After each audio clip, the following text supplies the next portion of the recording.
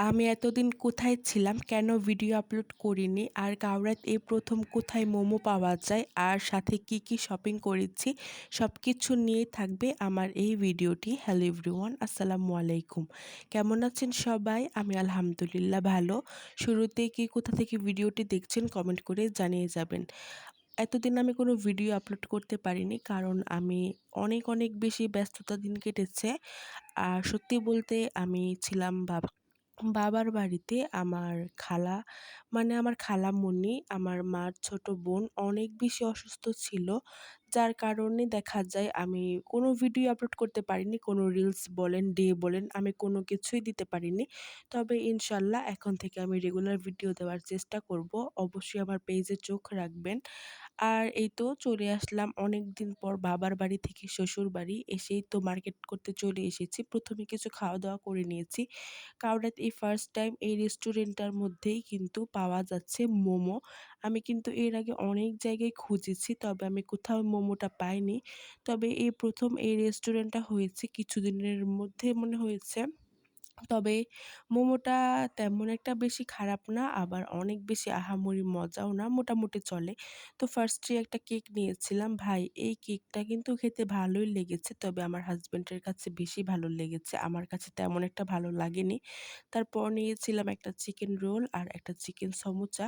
যেহেতু প্রথম রেস্টুরেন্ট নতুন হয়েছে আর প্রথম দিন খাচ্ছি, সেহেতু তেমন বেশি একটা খাবার অর্ডার করিনি, যে আজকে খেয়ে অল্প একটু করে ট্রাই করে দেখব কীরকম, তারপর না হয় পরবর্তীতে এসে আবার খেয়ে যাব।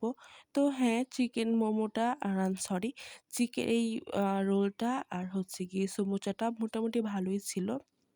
তবে এই তো মোমো চলে এসেছে। মোমোর সাথে মানে কোনো রকমের সস দেয়নি। শুধুমাত্র টমেটোর যে সসটা থাকে ওটাই দিয়েছে। তারপরেও খেতে মোটামুটি ভালোই লেগেছিল। তবে আমি যেরকম আশা করেছিলাম ওইরকমটা আমি পাইনি। তারপর একটা কোকা কোলা নিয়েছি। এইগুলো খেলে আসলে একটু এইরকম মানে খাবার খেতেই হয়। তো সবকিছু খাওয়া-দাওয়া শেষ করে আমরা চলে যাচ্ছিলাম। এই তো চলে এসেছি। তারপর আর কোনো ভিডিও ক্লিপস নিতে পারিনি। একদম বাড়িতে এসেই ভিডিওটা করেছি। আর এইটা হচ্ছে আপনাদের ভাইয়ার জন্য নিয়েছি। ও কোনো কিছুই কিনতে চায়নি। তারপর আমার শাশুড়ির জন্য একটা ওড়না এনেছি। এই ওড়নাগুলো নতুন নেমেছে। চারপাশে এরকম আরকি সিকোয়েন্স করা। ওড়নাটা কেমন হয়েছে কমেন্ট করবেন। তারপর আমার জন্য নিয়েছি এই বাটিকের থ্রি পিসটা, রানী গোলাপি কালার। আমার মা সবসময় বলে যে সবসময় নাকি হালকা কালারের কাপড় পরি। তো আজকে চেষ্টা করেছি একটু হালকা কড়া মিলিয়ে কেনার জন্য। তো ফার্স্টে এই থ্রি পিসটা কিনেছি। এটা কেমন হয়েছে অবশ্যই কমেন্ট করবেন। আর যদি প্রাইস জানতে চান অবশ্যই কমেন্ট করবেন। পরবর্তীতে ভিডিওতে আমি সমস্ত মানে ডিটেইলস বলে দিব।